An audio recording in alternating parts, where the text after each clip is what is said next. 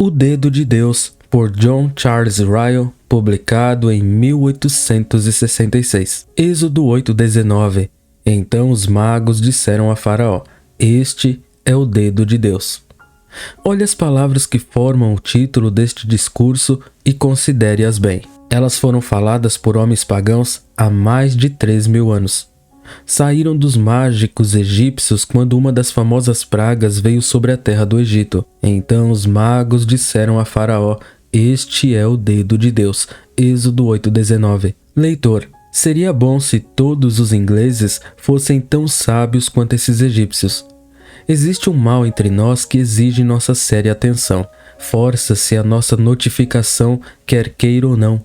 Ele tomou a nação pela garganta e terá sua atenção. Esse mal é a praga do gado. É uma grande calamidade. Miríades de gado já morreram, mais milhares provavelmente morrerão.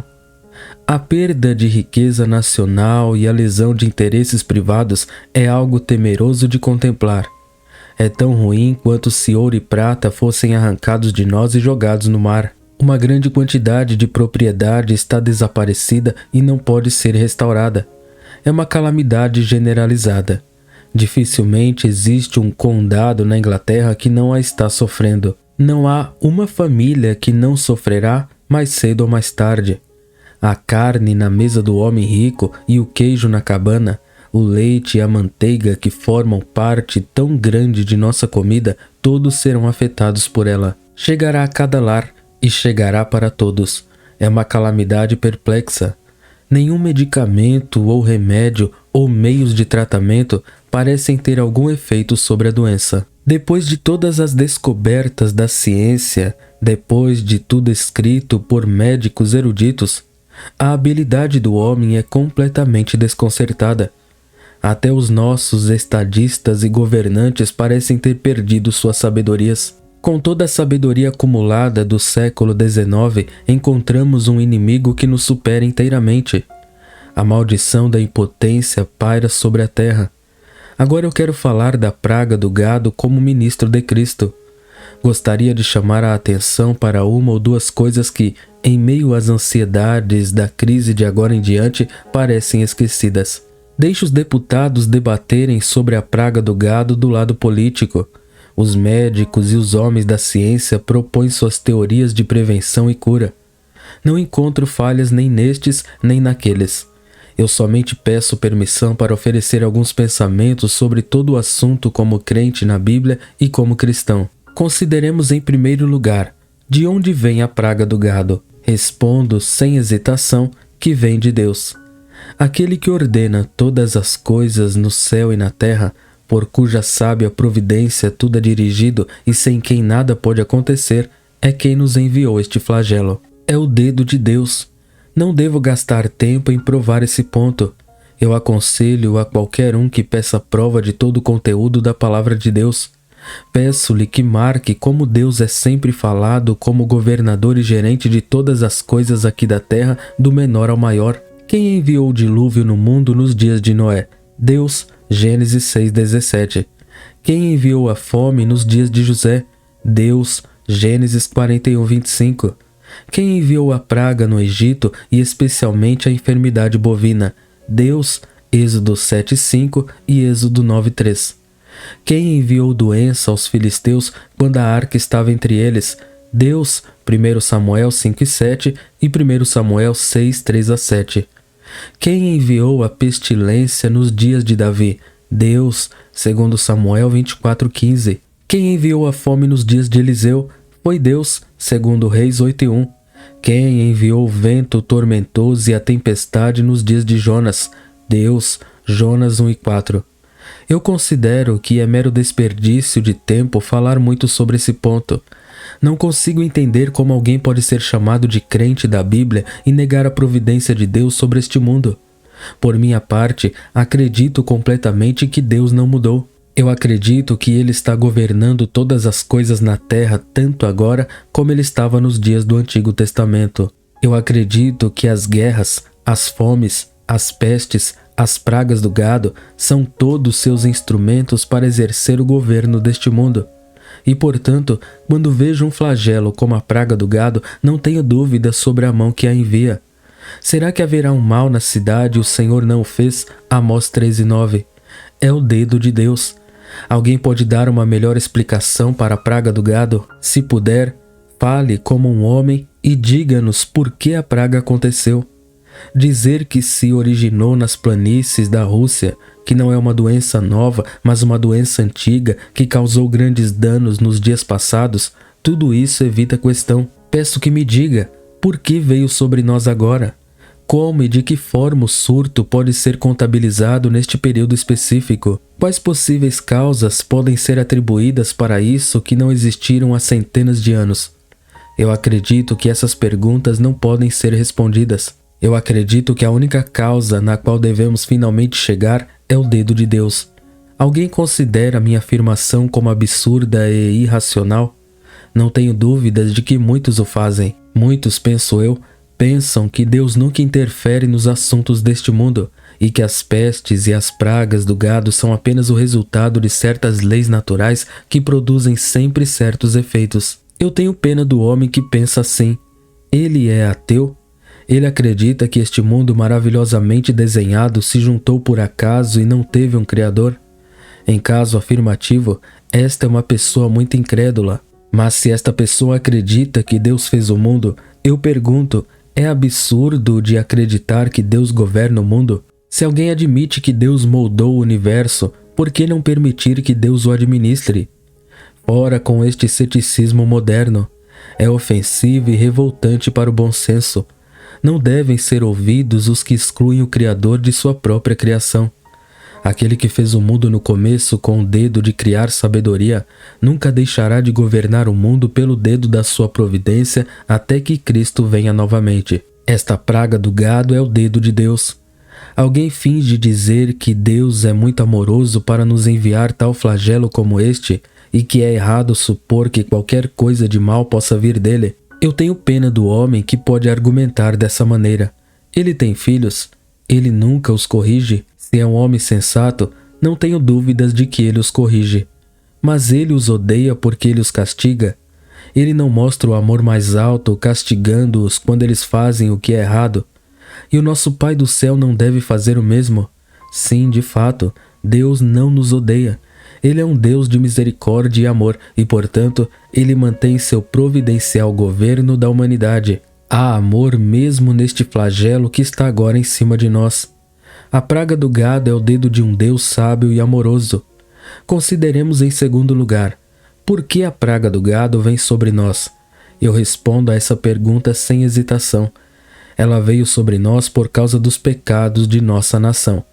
Deus tem um desentendimento com a Inglaterra por causa de muitas coisas entre nós que são desagradáveis à sua vista. Ele gostaria de despertar-nos para um senso de nossas iniquidades. Esta praga do gado é uma mensagem do céu. Os pecados particulares de homens e mulheres geralmente não são considerados enquanto vivem. Mas isso é porque há um dia de julgamento ainda por vir. Naquele dia, cada um de nós deve dar conta de si mesmo a Deus. Romanos 14:12. Para as nações, não pode haver um dia de julgamento futuro. Os pecados das nações são calculados no tempo. Pecados e corrupções especiais em uma nação exigem castigos especiais. Eu acredito que esta praga do gado é um castigo para a nação da Inglaterra por causa dos pecados específicos de nosso povo. O ensino da Bíblia sobre este ponto é simples para minha mente, distinta e inconfundível. Que qualquer um que duvide do caminho do que Deus diz sobre Babilônia, Tiro, Egito, Damasco, Moabe, Edom, Amon e Nínive, leia Isaías 13:1, Isaías 15:1, Isaías 17:1, Isaías 19:1, Jeremias 46:2, Jeremias 48:1, Jeremias 49:1 e 7, Naum 13:1. Deixe-o ler textos como: os olhos do Senhor estão sobre a nação pecadora e eu a destruirei da face da terra. Amós 9:8. Multiplica as nações e as faz perecer, dispersa as nações e de novo as reconduz. Jó 12:23 e Jó 34:29. Deixe-os estudar tais capítulos como Daniel, capítulos 4 e 5. Certamente, se um homem acredita na Bíblia, essas passagens devem fazê-lo pensar. O Deus da Bíblia ainda é o mesmo, ele nunca muda. Alguém pergunta quais são os pecados específicos da Inglaterra. Vou mencionar alguns que aparecem aos meus olhos para os destacarem proeminentes neste país no momento. Talvez eu esteja completamente errado. Eu apenas dou meu julgamento como alguém que olha atentamente e marca os sinais dos tempos. O primeiro pecado de nossa nação eu chamarei de cobiça. O amor excessivo pelo dinheiro e o desejo de ser rico neste mundo é o que quero dizer. Nunca, certamente, houve corrida por dinheiro tão grande quanto na atualidade. Ganhar dinheiro e morrer rico parece ser considerada a mais alta virtude e a maior sabedoria. No entanto, Deus disse: a cobiça é a idolatria e o amor ao dinheiro é a raiz de todo o mal. Colossenses 13:5 e 1 Timóteo 6:10. O segundo pecado nacional que irei mencionar é o luxo e amor ao prazer. Nunca, com certeza, houve um momento em que as pessoas corressem com tanta habilidade por excitação, diversão e satisfação. Muitos são amantes do prazer mais do que amantes de Deus, 2 Timóteo 13:4. O terceiro pecado de nossa nação que irei mencionar é negligenciar o dia do Senhor. Esse dia abençoado está se tornando rapidamente, em muitos lugares, o dia de visita e do prazer e não o dia de Deus. No entanto, a profanação do dia do Senhor foi especialmente um dos pecados que derrubou os juízes de Deus sobre os judeus. Contudo, os israelitas se rebelaram contra mim no deserto. Não agiram segundo os meus decretos, mas profanaram os meus sábados e rejeitaram as minhas leis, mesmo sabendo que aquele que a elas obedecer por elas viverá. Por isso eu disse que derramaria minha ira sobre eles e os destruiria no deserto. Ezequiel 20:13, Neemias 13:18. O quarto pecado de nossa nação é a embriaguez. A quantidade de bebida intoxicante consumida sem causa anualmente na Inglaterra é algo espantoso. O número de casas públicas, bares e cervejarias em nossas grandes cidades é uma prova permanente de que somos pessoas intempestivas.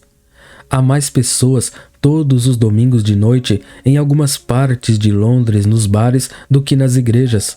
Somos pior a este respeito do que a França ou a Itália. No entanto, Deus disse: nenhum bêbado herdará o reino de Deus. 1 Coríntios 5:10. O quinto pecado nacional que eu nomearei é o desprezo do sétimo mandamento. Na cidade e no país, entre ricos e entre pobres, o tom de sentimento sobre a pureza entre os jovens está na mais baixa decadência. No entanto, Deus disse: ninguém te engane com palavras vãs, porque por estas coisas vem a ira de Deus. Efésios 5:6. O sexto pecado nacional, ao qual irei mencionar, é uma tendência crescente de olhar favoravelmente sobre a Igreja Católica Romana.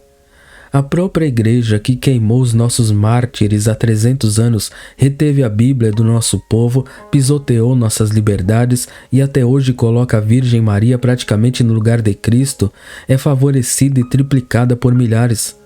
Uma cegueira imparcial parece vir sobre nós. A linha entre tolerância e favor parece limpa e apagada. O grande desejo de muitos é voltar para o Egito. O último pecado nacional que irei mencionar é a crescente infidelidade e ceticismo. Pouco a pouco, homens em lugares altos estão deixando de honrar a Deus. Ano após ano a Bíblia é mais impugnada abertamente e sua autoridade é prejudicada.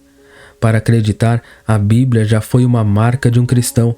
No dia de hoje, um divino inglês se atreve a se chamar de cristão e ainda se orgulha de que ele pensa que muito da Bíblia não é verdade. Estou completamente persuadido de que nada é tão ofensivo para Deus do que a desonra para com a sua palavra. Eu acredito firmemente que estas coisas estão clamando para Deus contra a Inglaterra. Elas são uma ofensa contra o Rei dos Reis, pelo qual ele está nos punindo no mesmo dia. E a vara que ele está usando é a praga do gado. O dedo de Deus, eu acredito, está apontando para nossos 7 grandes pecados de nosso país. Dizer que não somos tão ruins como algumas nações e que os pecados que eu mencionei são muito mais abundantes em outros países do que na Inglaterra não é argumento. Tivemos mais privilégios do que outros países e, portanto, Deus pode justamente esperar mais de nossas mãos. E a qualquer que muito for dado, muito se lhe pedirá, e ao que muito se lhe confiou, muito mais se lhe pedirá. Lucas 12:44. De todas as famílias da terra só a vós vos tenho conhecido, portanto eu vos punirei por todas as vossas iniquidades. Amós 13:2. Posso aumentar facilmente os pontos que mencionei. Eu, propositalmente, vou me abster de aumentá-los. Estou ansioso para tornar este discurso mais curto possível. Para isso, eu me contento em fornecer pouco mais do que sementes de pensamento, o que espero possa surgir e dar frutos em muitas mentes. Só resta oferecer algumas conclusões práticas. O que a praga do gado convoca todos a fazer? Ao responder a essa pergunta, o leitor compreenderá claramente que eu apenas escrevo como ministro cristão. Deixe os políticos fazerem as melhores leis para enfrentar a emergência atual. Permita que os médicos usem todos os meios possíveis para conter a doença e pacientemente tentem cada remédio. Que os agricultores não negligenciem em nada que possa estar disponível para evitar o contágio, diminuir a responsabilidade contra a infecção e destruir a praga quando isso ocorrer. Mas meu ponto de vista é o da Bíblia. À luz desse livro, levanto a minha pergunta final: o que todos devemos fazer? Por um lado, vamos considerar nossos caminhos. É uma era de pressa, agitação, inquietação e vida rápida. Estradas de ferro e telégrafos mantêm todos em estado de excitação não saudável. Agora, certamente ficaria bem quando a mão de Deus se estendesse contra nós se todos estivéssemos sentados e pensando um pouco. Não é que a Inglaterra está vivendo muito rápido?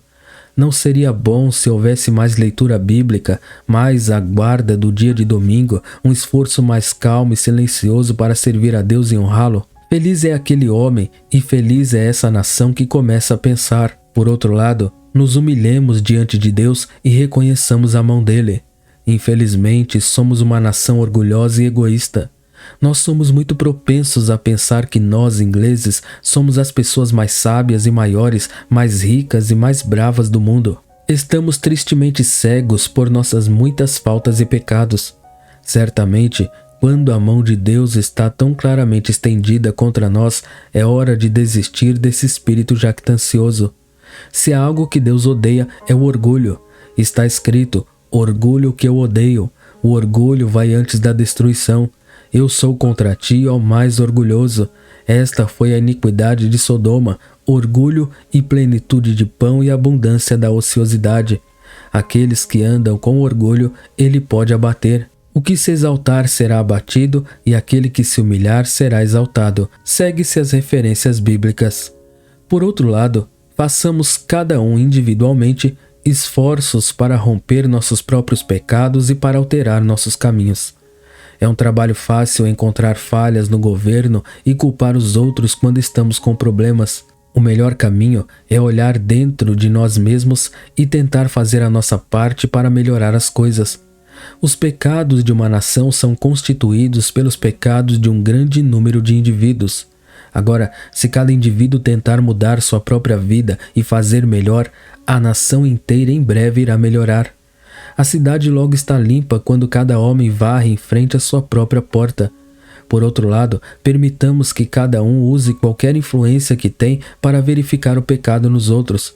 O poder que os pais, mestres, cônjuges e empregadores têm a este respeito é muito bom. Se todos esses se esforçassem para verificar a quebra do dia do Senhor, o excesso de hábito, ociosidade, embriaguez e violações do sétimo mandamento, seria um ganho imenso para a condição geral da nação. Influência sobre os outros, nunca devemos esquecer, é um talento para o qual devemos dar conta um dia. Existem milhares de pais e empregadores, temo, que enterram completamente esse talento no chão.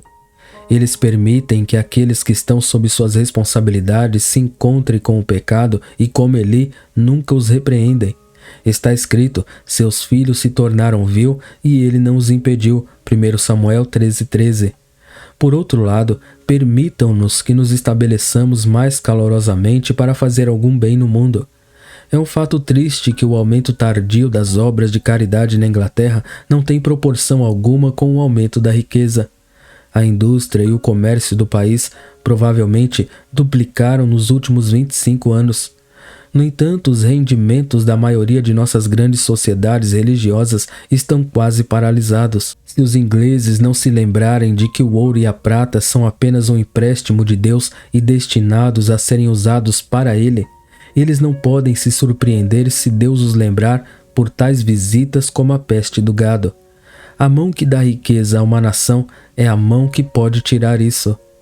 Por último, mas não menos importante, vamos decidir cada um a oferecer uma oração especial a Deus para a remoção do julgamento de agora sobre nós. O que quer que façamos, vamos orar. A palavra de Deus nos encoraja a isso. Em tudo, por meio da oração e da súplica, que os seus pedidos sejam conhecidos de Deus. É afligido que ore. Se eu enviar pestilência entre meu povo, se o meu povo que é chamado pelo meu nome se humilhar, orar e buscar o meu rosto, e se afastar dos seus maus caminhos, então ouvirei do céu e perdoarei os seus pecados e curarei a sua terra. A presença do nosso Senhor Jesus Cristo no céu à direita de Deus nos convida a isso. Aquele que morreu por pecadores na cruz está sentado lá para ser o advogado e amigo dos pecadores. Ele pode ser tocado com o sentimento de nossas enfermidades e conhece as provações de nossa condição terrena. Os exemplos da Escritura nos justificam. Os homens de Nínive se humilharam e clamaram poderosamente a Deus, e Deus escutou seu clamor. E não hei de eu ter compaixão da grande cidade de Nínive, em que estão mais de 120 mil homens que não sabem discernir entre a sua mão direita e a sua mão esquerda, e também muitos animais. Jonas 4:11. A natureza de Deus torna tolice não orar. Ele não aflige de bom grado. Ele é o Senhor Deus, misericordioso e gracioso, mostrando misericórdia para milhares. Convocai-me, ele diz, no tempo da angústia e eu te livrarei. Lamentações 3:33, Êxodo 34:6 e Salmo 1:15. Então, oremos. Todo-Poderoso Deus, que ordena todas as coisas no céu e na terra, e em cuja mão é a vida do homem e dos animais, tenha piedade de nós, pecadores miseráveis, que agora somos visitados com grande doença e mortalidade entre nosso gado. Não temos nada a dizer para nós mesmos.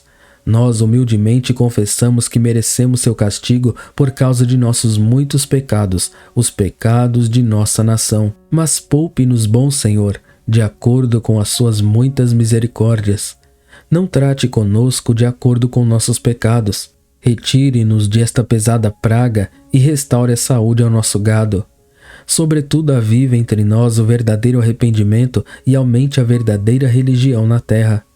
Pedimos tudo em nome e através da mediação de Jesus Cristo, nosso Senhor, a quem, contigo e com o Espírito Santo, seja toda honra e glória. Amém.